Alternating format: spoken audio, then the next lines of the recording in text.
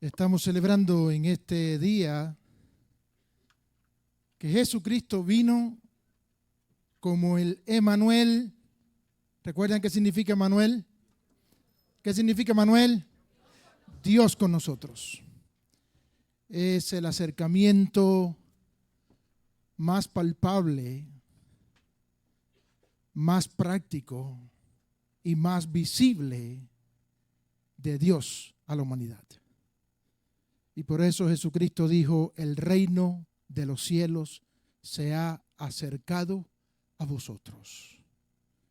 Y luego dijo: el reino de los cielos está entre vosotros. Hay un canto que hace más de 30 años, quizás casi 35 años, tocaba con mi hermana. Mientras mi hermana estaba al piano y yo le acompañaba con el acordeón. Y ya mi hermana está en el cielo por más de 33 años. Pero quiero cantarlo en esta mañana. Y el canto se llama Emanuel. Es el gran regocijo de Dios con nosotros. A esta hora ya mis cuerdas vocales no están bien, pero espero que pueda cantarlo para adorar a Dios.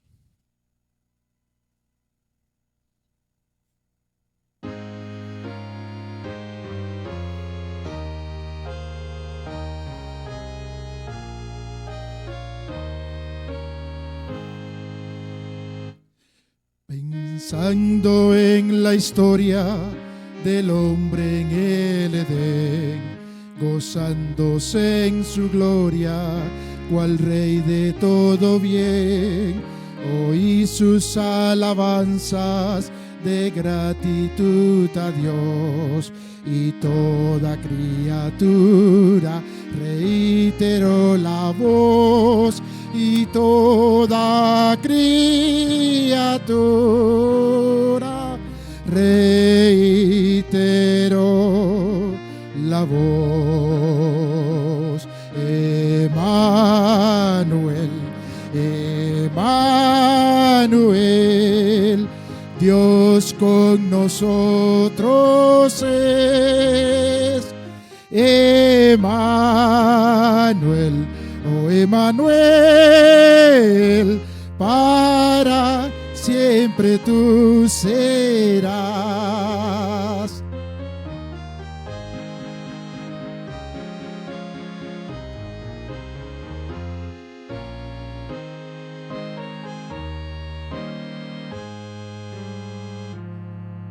Adán guardaba su Edén, fue solo un deber que su buen Dios mandaba comunión mantener.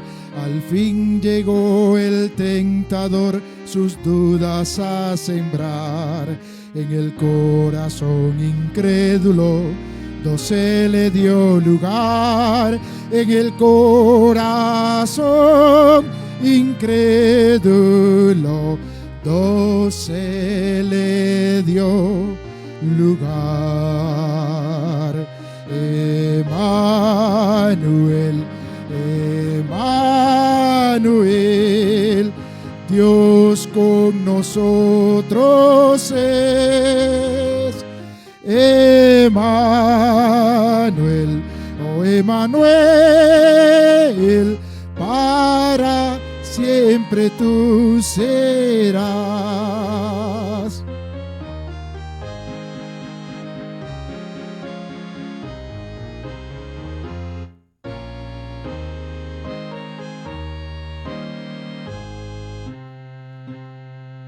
Ay, hombre triste, ¿qué harás sin Dios tu creador? La duda siempre llena al alma de temor. Oye la voz de Dios llamar: Adán, mira a mí, eterna salvación tendrás. mi vida di por ti. El tentador jamás podrá hacerte a ti infiel. Por toda la eternidad seré tu Emmanuel. Por toda la eternidad seré tu Emmanuel. Emmanuel, Emmanuel, Dios con nosotros es. Emmanuel, oh Emmanuel, para siempre tú serás. Emmanuel, oh Emmanuel, para siempre tú serás.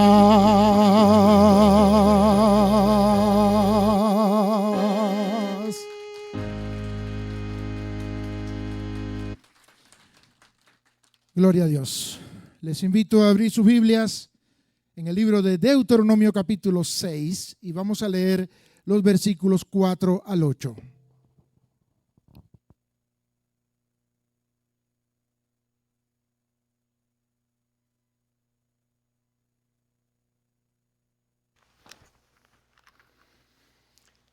Deuteronomio capítulo 6, versículos 4 al 8.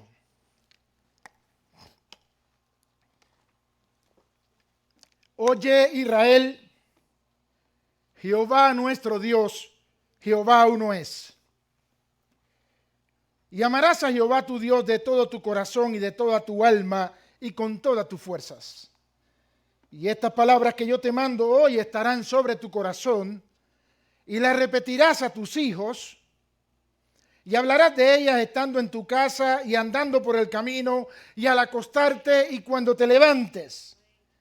Y las atarás como una señal en tu mano y estarán como frontales entre tus ojos y las escribirás en los postes de tu casa y en tus puertas. Oye Israel, Jehová nuestro Dios, Jehová uno es. Y amarás a Jehová tu Dios de todo tu corazón y de toda tu alma y con todas tus fuerzas. Quizás algunos de ustedes han oído hablar de la Shema. Cuando oiga hablar de la Shema, que es una palabra en hebreo, es esto: el resumen más alto de la ley de Dios. Vas a amar a Dios, dice Dios mismo, con todo tu corazón y con toda tu alma y con todas tus fuerzas. Escúchenme, padres.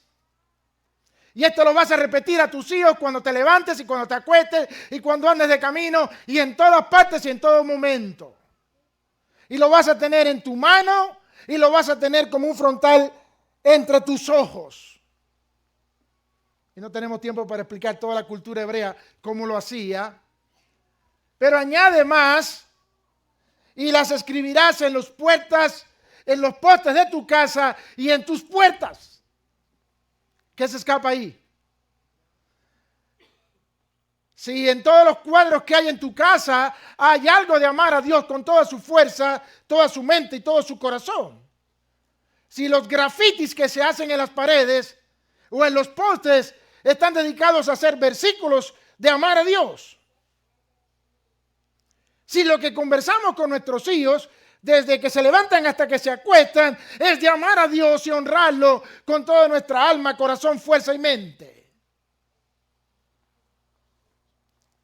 Así que este era el mandamiento más desafiante de Dios. Y no era solamente una instrucción para cada israelita, sino que estaba convirtiendo a cada miembro del pueblo de Israel en un responsable de hacer una cadena que transmitiera el mismo concepto de amar a Dios por encima de todas las cosas, a base de toda fuerza y con todo nuestro corazón. Ustedes recordarán las palabras de Pablo a Timoteo diciendo: lo que has oído de mí ante muchos testigos, esto enseña a hombres fieles que sean idóneos para enseñar también a otros. ¿Recuerdan eso? Era toda una cadena. Delante de otros te enseñé, enseña a otros de la misma manera para que ellos se reproduzcan en otros. Perdón. Así que años más tarde le preguntan a Jesucristo cuál es el más grande o el primer mandamiento de todos. Y Jesucristo dijo: el primer mandamiento de todos es: oye Israel, el Señor nuestro Dios, el Señor uno es. Y amarás al Señor tu Dios con todo tu corazón y con toda tu alma y con toda tu mente y con toda tu fuerza. Si usted quiere buscarlo, está en Marcos capítulo 12, versículo 30. Así que cuando le preguntan a Cristo cuál es el primero y más grande mandamiento, Cristo dice: la Shema. Y luego añade el segundo. Es similar: amarás a tu prójimo como a ti mismo. Y en esto se puede resumir toda la ley y los profetas. Ahora alguien dirá: ¿y qué hacemos con los mandamientos de no robar, de no matar, de no adulterar? Hay un pensamiento, y no recuerdo si es de Martín Lutero, puedo estar equivocado, pero el pensamiento decía: ama y peca lo que quieras. ¿Entendemos la idea? No es una licencia para amar. Si amo a Dios por encima de todas las cosas, con toda mi fuerza, mente, alma y corazón, ¿cómo voy a pecar contra Él? Y si amo a mi prójimo como a mí mismo, ¿cómo voy a pecar contra Él?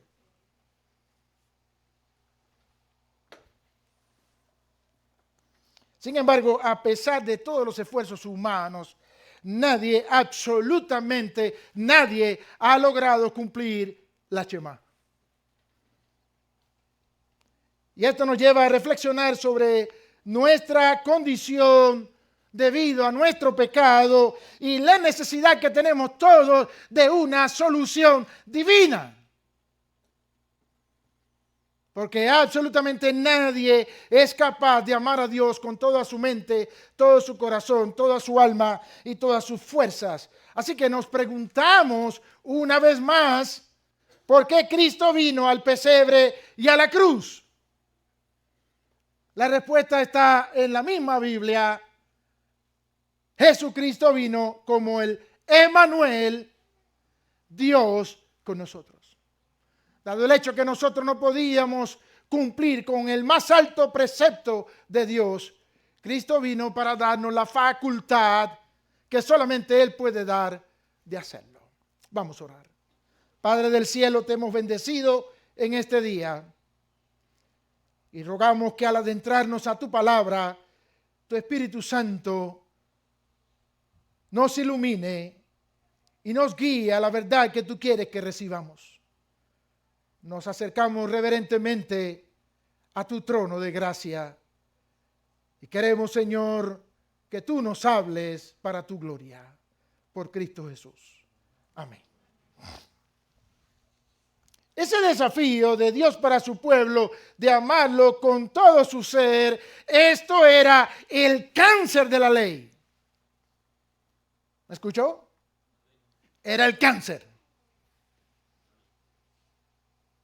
Al joven rico le dijo: ¿qué tengo que hacer para heredar la vida eterna? ¿Recuerdan? Guarda los mandamientos. Ya los he guardado desde mi juventud. Vende todo lo que tiene y dáselo a los pobres. Y ahí le demostró que de ninguna manera amaba a Dios con todo su corazón, mente, alma y fuerza, ni a su prójimo como a sí mismo. Así que el desafío de Deuteronomio, que se repite en el Nuevo Testamento, era el cáncer de la ley.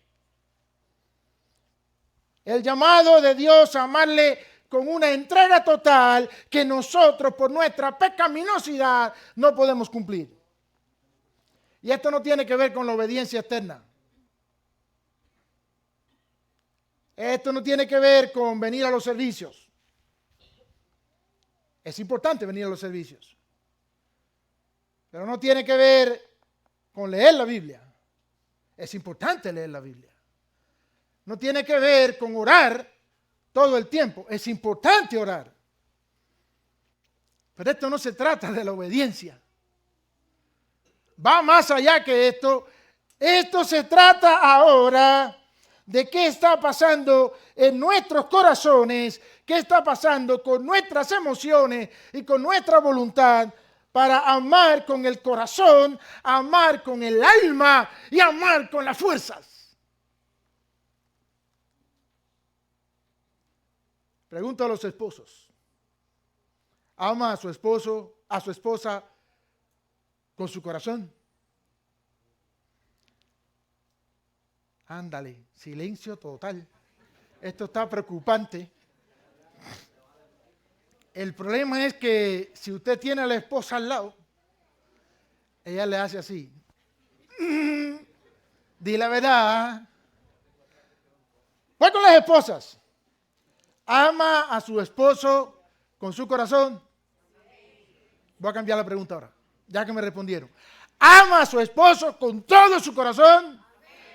Cuidado, que la mentira es pecado.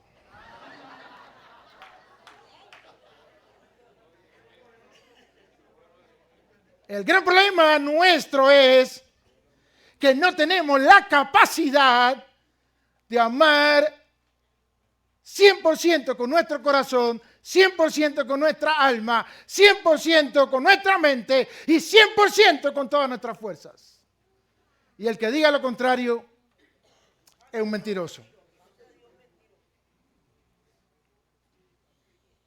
Si usted dice lo contrario, usted está mintiendo y queriendo hacer a Dios mentiroso.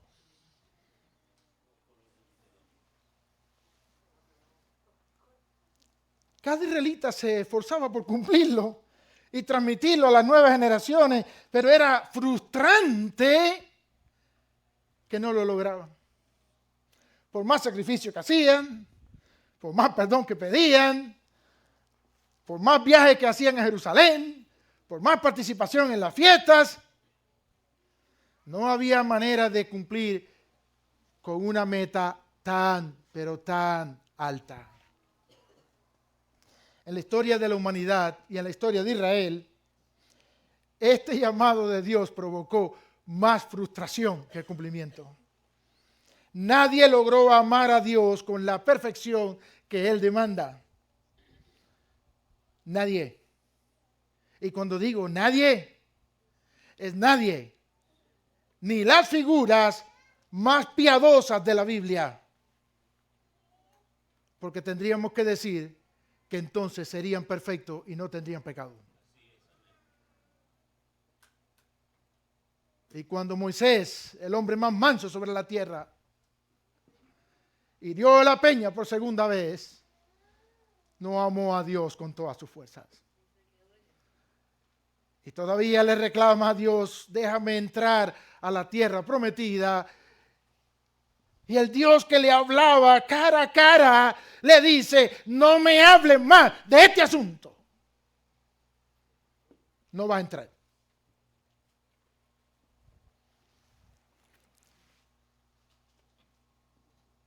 Nadie ha logrado amar a Dios completamente en todas las áreas de su vida.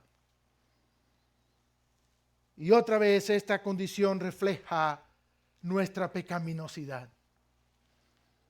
La naturaleza humana corrompida por el pecado hizo imposible cumplir el desafío de Dios. Y a lo largo de los siglos, miles de millones, como usted y como yo,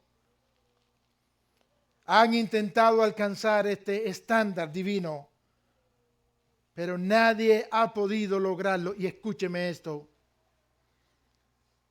no voy a hablar de toda su vida, no voy a hablar de una temporada en específico, no voy a hablar de una hora de su vida, no voy a hablar de un minuto de su vida.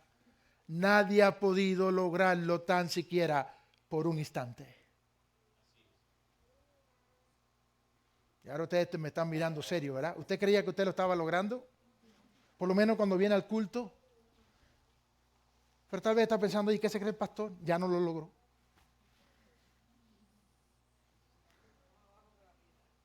Nadie ha logrado amar a Dios bajo el estándar del desafío de Dios mismo, ni por un instante en su vida.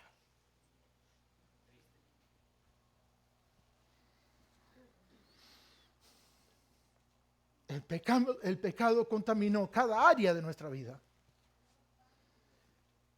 Y fíjese si nos imposibilita amar a Dios como Él lo merece y como Él lo pide, que en nuestro pecado decimos que sí lo hacemos. ¿Comunico la idea? Es nuestro pecado tan engañoso que a veces creemos que sí estamos cumpliendo con el estándar de Dios. Pero hace 2 milenios hubo una conmoción gigantesca. Se conmovieron los cielos, se conmovió la tierra, se conmovió el imperio conocido de ese momento, se conmovieron personas ilustres. El mundo entero se conmovió en la primera Navidad. Una conmoción universal.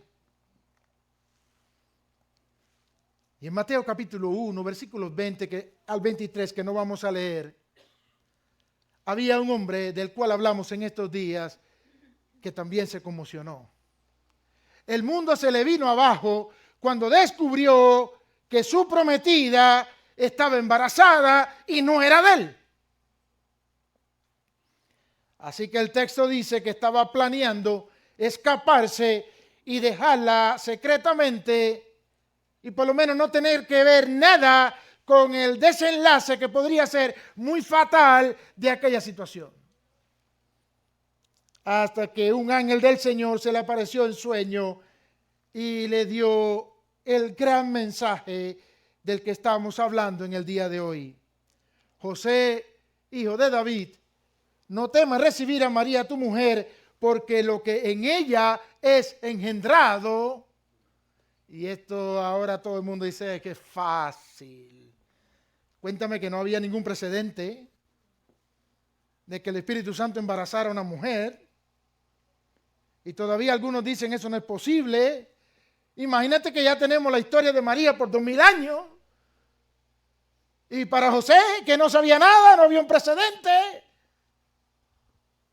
Pero el ángel le dice, lo que en ella engendrado del Espíritu Santo es, y dará a luz un hijo, y llamará su nombre Jesús, porque él salvará a su pueblo de sus pecados. Y dice Mateo que este texto estaba cumpliendo la profecía, si usted quiere buscarla después, de Isaías, capítulo 7, versículo 14, cuando Isaías escribió, por tanto el Señor mismo os dará señal.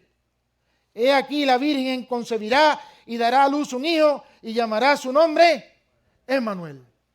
El texto de Mateo lo explica un poco más. Dice que esto sucedió para que se cumpliera la profecía que decía, he aquí una virgen concebirá y dará a luz un hijo y llamará su nombre Emmanuel. Y ahora da la explicación, que traducido es Dios con nosotros.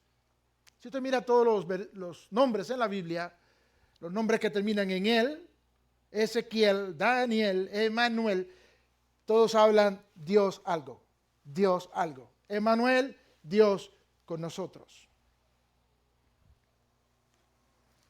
Emmanuel, el Dios con nosotros, trajo la solución definitiva a nuestra incapacidad de amar a Dios bajo el estándar alto que había puesto en la Shema. Y no es un tema del Antiguo Testamento solamente. Jesucristo lo repite enfáticamente en el Nuevo Testamento como el primer y más grande mandamiento que junto al de amar al prójimo como a uno mismo resume toda la ley y los profetas.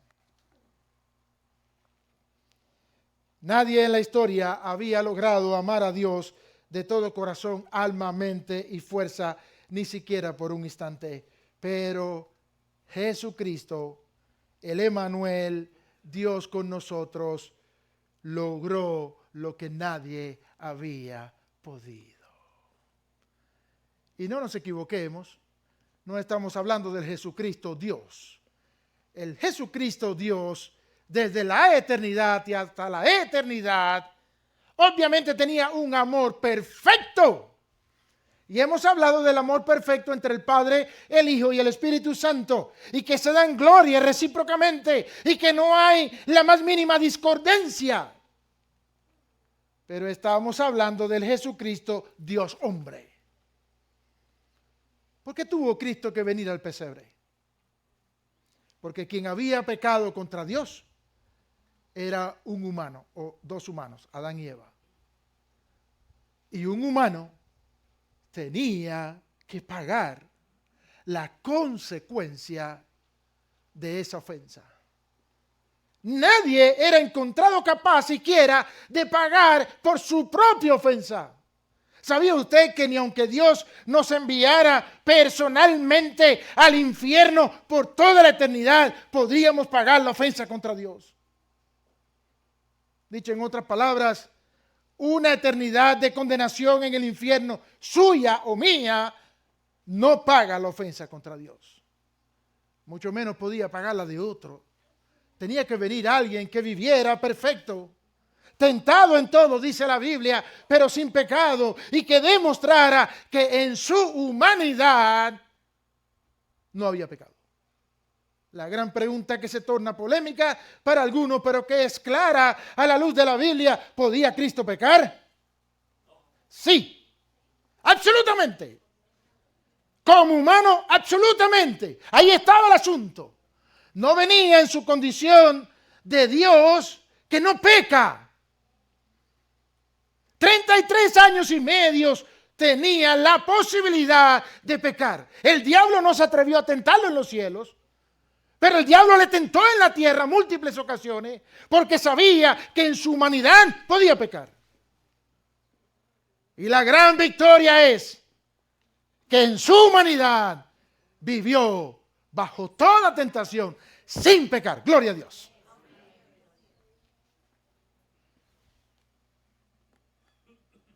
Entonces el sacrificio de Cristo, la redención en Cristo, no tiene que ver únicamente con el momento de la cruz. Tiene que ver con su vida de santidad por 33 años y medio. Y el hecho de que nosotros somos redimidos es porque Cristo pagó por nosotros, pero nos regaló su justicia íntegra al Padre. Nadie había podido amar a Dios como Dios demandaba. Pero en su condición humana, Jesucristo vivió en completa santidad y obediencia, constituyéndose la complacencia del Padre. Y esta palabra es superlativa. Al comienzo de su ministerio, hay una voz del Padre en el río Jordán. En el momento que Jesucristo es bautizado por Juan el Bautista, viene el Espíritu Santo en forma de paloma, dice la Biblia, en forma corporal de paloma, y se posa sobre el hombre de Cristo. Y hay una voz de los cielos que dice: este es mi Hijo amado, en quien tengo complacencia. Millones y millones y millones habían hecho el descontento de Dios. Y millones y millones y millones seguimos haciendo el descontento de Dios. Pero vino este Emmanuel, Dios con nosotros, para constituirse en la complacencia de Dios. Mira, hay muchos elogios de Dios acerca de hombres y mujeres suyos, fieles, pero ninguno como este. Este es grado superlativo. El Dios con nosotros es la complacencia de Dios. agradó al Padre en todo, le amó de todo corazón, alma, mente y fuerza, y no solo por un segundo, sino por 33 años y medio. ¿Dice usted gloria a Dios? Y cuando estaba llegando el final de su ministerio, 3 años y medio más tarde, en el pasaje que la gran mayoría sabemos, donde el Señor está en el monte y de todos sus discípulos hay 3 escogidos que están más cerca, se aparecen Moisés y Elías y el Señor se transforma delante de ellos y su vestidura era más blanca que la nieve, su rostro resplandecía y Pedro estaba emocionado. Ese es el famoso pasaje de Pedro: Señor, hagamos 3 enramadas aquí, una para ti, una para Moisés y una para Elías, y a nosotros que nos caiga el agua arriba, no importa, es tan bueno estar aquí. Y los cubre una nube, y desde el cielo viene una voz que vuelve a decir: este es mi Hijo amado, en quien tengo complacencia, a él oíd. Emmanuel es el Dios con nosotros, quien pese a todas las tentaciones, dice la Biblia que fue tentado en todo. Yo no creo que yo he sido tentado en todo. Yo no creo que usted ha sido tentado en todo. Porque hay muchas cosas que no son tentación para unos o que no son tentación para otros. Cristo fue tentado en todo, pero sin pecado. El diablo no logró que el segundo Adán pecara como el primer Adán. Y de pronto la voz del Padre, unos días antes de el arresto y crucifixión, vuelve a decir: este es mi Hijo amado, en quien tengo complacencia. Si usted tiene tiempo en casa, lea las palabras de Pedro en la segunda carta, capítulo 1, versículo 17, cuando dice: pues cuando él recibió de Dios Padre honra y gloria, le fue enviada desde la magnífica gloria una voz que decía: este es mi Hijo amado, en el cual tengo complacencia. Y Pedro sigue diciendo: y nosotros fuimos testigos de este evento en el Monte Santo. Esto no es como a mí me lo contaron, a mí me lo dijeron. Dice Pedro: si no lo quieres creer, ven y discútelo conmigo, que lo viví en el Monte Santo.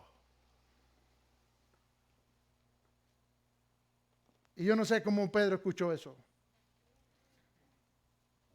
No sé qué tipo de lenguaje utilizó Dios. El mismo Dios que en el monte Sinaí hablaba con voz de trueno y el monte humeaba. Pedro dice: yo escuché la voz de Dios que dijo: en este Emmanuel, Dios con nosotros, yo me complazco. No vamos a encontrar otra frase así dirigida a otra persona en toda la Biblia. Así que Cristo no solamente vivió en completa obediencia, perfecta obediencia, sino que también pagó por nuestros pecados en la cruz. Y su vida perfecta y su sacrificio redentor nos otorgan la justicia que necesitamos para estar delante de Dios. He dicho esto tantas veces y no me voy a cansar de repetirlo. ¿Por qué somos salvos? Y la respuesta inmediata que la mayoría dice es: porque Cristo llevó en la cruz del Calvario la condenación de mi pecado, la culpa de mi pecado, lo que yo merecía, con la palabra que lo quiere decir. ¿Eso está mal? No está mal. Eso está bien, pero no está completo. ¿Entendemos eso? El hecho de que Cristo llevó en la cruz del Calvario mis pecados me exime de la condenación, pero no me hace aceptable delante del Padre. ¿Entendemos eso? porque Cristo murió en la cruz del Calvario, nos liberó de la condenación por nuestros pecados. El acta de acusaciones que había en contra nuestra fue clavada en la cruz, dice la Biblia. Y los principados y potestades fueron exhibidos públicamente como derrotados. Y esto tiene que ver, lo hemos dicho, con la costumbre griega y romana de en los combates, cuando vencían a su enemigo, amarrarlo a su carro y arrastrarlo para que todo el mundo lo viera. Eso fue lo que hizo Cristo. Ridiculizó a Satanás y los demonios. Pero todavía eso no te hace aceptable y eso no me hace aceptable delante de Dios. El hecho de que yo no tenga que pagar por mis pecados no me hace aceptable delante de Dios. Porque sigo estando imposibilitado de cumplir con la más alta demanda de Dios. De amarás al Señor tu Dios con todo tu corazón, con toda tu fuerza, con toda tu alma y con toda tu mente. Pero algo grandioso pasó. Y he aquí el valor de que Cristo viviera como hombre sin pecar. Entonces tenía lo que absolutamente ninguno de nosotros tenemos particularmente. Y eso se llama una justicia perfecta. Entonces, lo que pasó fue el más irracional de los intercambios. El más injusto. El justo de Dios llevó mis pecados y los tuyos.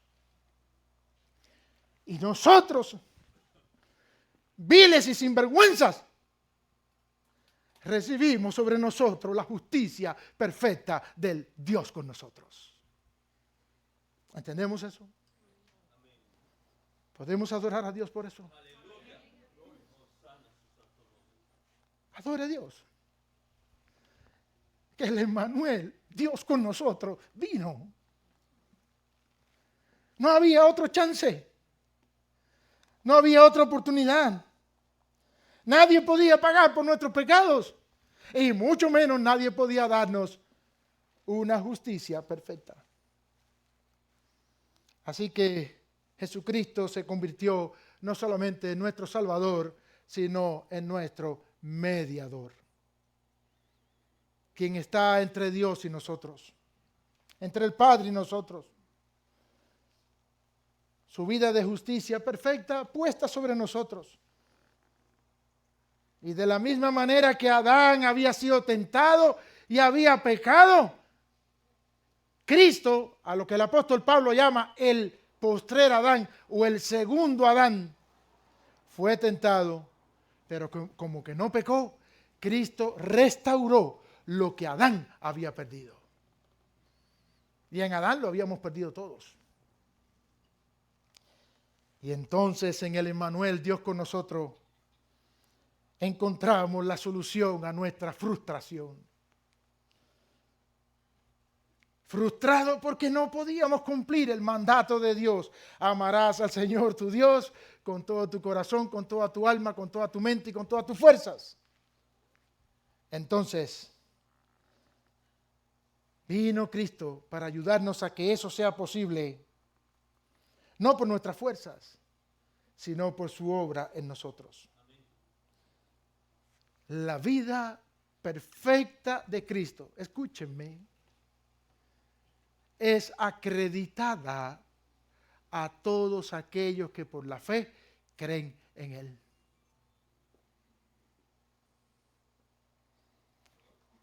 Creo que de los que estamos presentes y que yo sepa,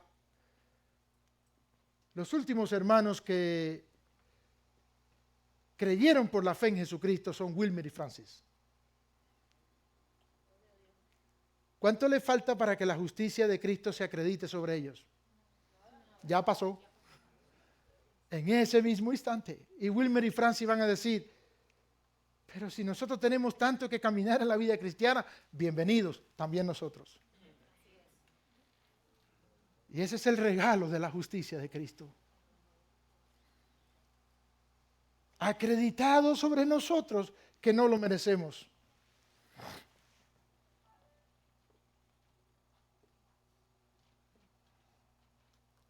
En Él encontramos la gracia que cubre nuestras faltas, la fuerza para amar a Dios de una manera que, aunque sigue siendo imperfecta, es aceptada por Dios a través de Jesucristo.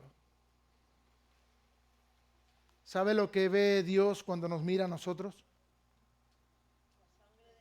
La justicia de Cristo. La justicia de Cristo. La Biblia dice que nuestra justicia son como trapos de inmundicia. Yo sé, es fuerte lo que voy a decir. Hago la advertencia. Pero la palabra trapos de inmundicia es un eufemismo. Se utiliza para suavizar el verdadero sentir que está queriendo ser dicho. Pero las palabras que utiliza el profeta ahí se refieren a las toallas femeninas. Pero en tiempos de los profetas no había toallas femeninas que las mujeres van a la farmacia y dicen cómo la quiere, con alita, sin alita, grande, esto. Ahora hay de tantos tipos y formas y eran paños que se usaban y por el alto costo de la industria textil había que lavarlo y reusarlo. Lavarlos y reusarlo. Y lo que dice el profeta es, cuando tú te creas justo a ti mismo y yo me crea justo a mí mismo, recordemos que nuestra justicia humana, por bueno que nos parezcamos, no es más que un paño menstrual usado por una mujer.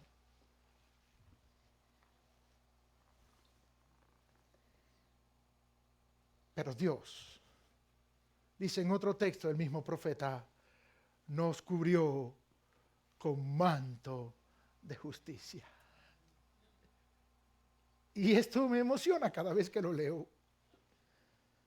Saber que mi propia justicia, aún como cristiano, no tiene el valor, sigue siendo como esto. Pero que lo que me cubre y lo que te cubre es la justicia perfecta del Dios con nosotros. ¿Tenía que venir Cristo? ¿Tenía que morir? Eventualmente aparece la misma pregunta. Y es que tenía que morir Cristo, no podía ser de otra manera. Tenía que morir. Como Emmanuel, Jesucristo trajo la plenitud de la presencia de Dios a la humanidad. Su obra nos libera de la frustración de intentar alcanzar un estándar inalcanzable por nuestra propia fuerza. Y muchas veces he hecho esta pregunta. Pregunto a un grupo y no los voy a presionar a comprometer a que levante su mano o respondan. Pero la pregunta es, ¿estás seguro que Jesucristo está en tu corazón? Y muchas veces he recibido esa misma respuesta. Amén, sí, gloria a Dios, estoy seguro. Si te tocara morir a esta hora, en el próximo minuto, o Cristo viniera, ¿estás seguro que tendrías entrada al reino de los cielos? ¿Cómo? ¿Sabe? Muchas veces la respuesta que recibo después de decirme, estoy seguro que Cristo está en mi corazón, que soy un hijo de Dios, que soy una hija de Dios, cuando le digo, ¿y estás seguro que si ahora mismo Cristo viene o te vas con Él a través de la muerte, tienes entrada al reino de los cielos? ¿Y sabe qué recibo de respuesta? No estoy seguro. Y todavía más dice, algunos me dicen de años en el Evangelio, no estoy seguro si me lo he ganado. Y a mí me dan ganas de romperme a llorar ahí mismo. ¿Qué has hecho con todos los años de vida cristiana? Te tengo una mala noticia y después te doy la buena. No te lo has ganado. Y no te lo vas a ganar. Dice, pero ni siendo el pastor, claro que no. Si usted pudiera meterse dentro de mi corazón, se iba a decepcionar. Pero métase dentro del corazón del pastor Fernando. Métase dentro del corazón del pastor Zurita. Métase dentro del corazón del pastor Sergio. Que han gastado su vida. Más de 50 años de pastores. Métase dentro del corazón de quien usted quiera. Y se va a dar cuenta que aún siendo hijos de Dios, nuestra justicia nos descalifica. Absolutamente. ¿Y por qué puedo ir al cielo? Porque la justicia de Cristo sobre mí es absolutamente suficiente. Amén. Gloria a Dios. Eso debería haber sido un amén bien fuerte. Porque Cristo me hace aceptable. Entonces, quien es digno de adoración es Cristo y no yo. En estos días leí una historia que un predicador, no voy a decir todos los detalles, pero él trató de llenarse de, no sé cómo decimos todos los países, esto es un problema aquí ahora, trató de llenarse de galones, de honra, de reconocimiento por todo lo que estaba pasando. Y alguien, no recuerdo si su esposa o alguien, le dijo, ven aquí un momento. Enséñame tus manos.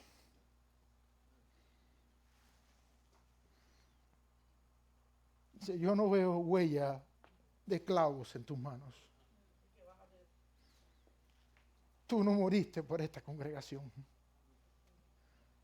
Cristo murió por esa congregación. Por favor, si algún día me pasa eso, recuérdeme que no tengo marcas en mis manos. Pero si algún día te pasa eso por la mente y no tienes quien te lo recuerde, acuérdate de hoy y mírate en el espejo. No tienes marcas en tus manos y en tus pies. Por buen ministerio que tengas, por buen servicio, lo que sea, ni tú ni yo morimos por la iglesia del Señor. El Emmanuel, Dios con nosotros, es el único digno de adoración.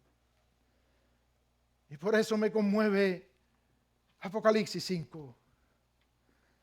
Juan está llorando. ¿Recuerdan Apocalipsis 5? Porque no ha sido encontrado nadie, absolutamente nadie, digno de abrir el libro y desatar sus sellos. Y el ángel le dice, no llore, porque hay uno, el Cordero de Dios. Él es digno. Como Emmanuel trajo la plenitud de la presencia de Dios a la humanidad, como el Hijo amado en quien Dios tiene complacencia, se convirtió en nuestra esperanza y redención. Mis queridos hermanos, en Jesucristo Dios mismo vino a estar con nosotros. El Emmanuel, Dios con nosotros, simboliza, refleja, representa la solución divina a nuestra condición de frustración. Nadie pudo amar a Dios plenamente, pero Jesús en su humanidad lo logró de una manera perfecta. Cada pensamiento, cada palabra, cada acción de Jesucristo fue una demostración de un amor perfecto al Padre en todo tiempo. Así que no solamente cumplió el mandamiento de la Shema, sino que se convirtió en el deleite del Padre. Este es mi Hijo amado, en el cual tengo complacencia. quisiera animarle para que reconozcamos nuestra incapacidad, aún como cristianos, que reconozcamos nuestra incapacidad. No somos cristianos por nuestra propia cuenta. Se es cristiano por cuenta de Cristo. Que confiemos en Jesús, que cumplió perfectamente el mandamiento de amar a Dios. Y que entonces vivamos en la libertad y el gozo que solamente Emmanuel, Dios con nosotros, nos puede dar. Y no quiero que me jueguen a los trucos de palabra.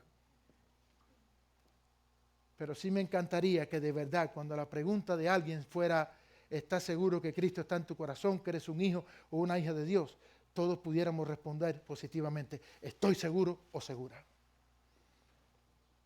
Y que si alguien viniera con la pregunta, y si hoy tuvieras que encontrarte frente a frente con Dios, porque Cristo venga o porque vayamos a Él a través de la muerte, esas son las dos maneras, ¿verdad? ¿Estás seguro que te dejaría entrar al cielo? Que la respuesta fuera sí. Pero no para jugar con la mente del otro, sino porque de corazón fuera sí. El problema es que todavía ahí hay otra pregunta. Cuando alguien me dice que sí, ¿y por qué crees que Cristo te dejaría entrar al cielo? Y alguna gente dice, bueno, es que yo he sido buena persona. Ahí lo he hecho perder todo otra vez. Porque sobra argumentos en la Biblia para demostrarnos que no somos buenas personas.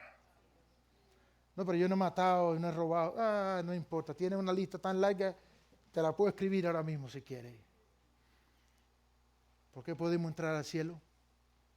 Porque Cristo, con su sacrificio en la cruz, canceló nuestros pecados y con su justicia nos hizo aceptable delante de Dios.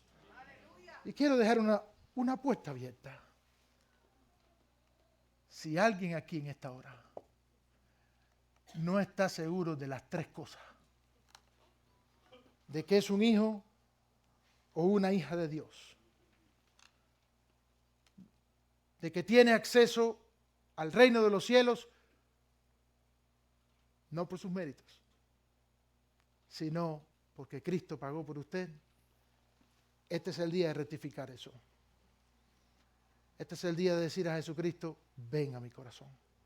Hasta ahora quizás he vivido una vida religiosa, pero no cristiana. Y mientras todos oramos, si alguien está en esa lucha ahora, hombre, mujer, joven, anciano, mire, no importa si usted lleva 50 años en una iglesia,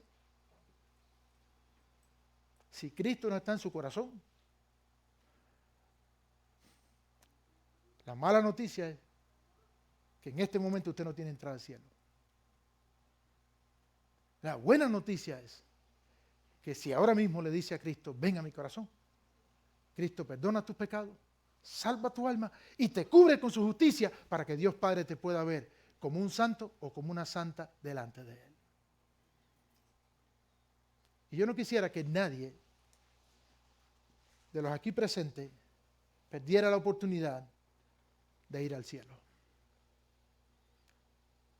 Pero tristemente, aunque usted lo piense de otra manera, no hay otro camino que Jesucristo mismo. Nadie fue calificado para eso. Cristo, perfecto, pagó la culpa de nuestros pecados, la condenación, y nos regaló su justicia perfecta. Y si tú quieres que esto suceda en tu vida, dile a Cristo en esta hora, ven a mi vida, toma mi alma, sálvame, quita mi pecado y dame tu justicia. Si lo quieres hacer, mientras todos oramos, y quieres poner tu mano en alto, quieres ponerte en pie, quieres venir aquí delante, como gustes. Pero no te vayas sin decirle a Jesucristo hoy, toma mi vida en tus manos.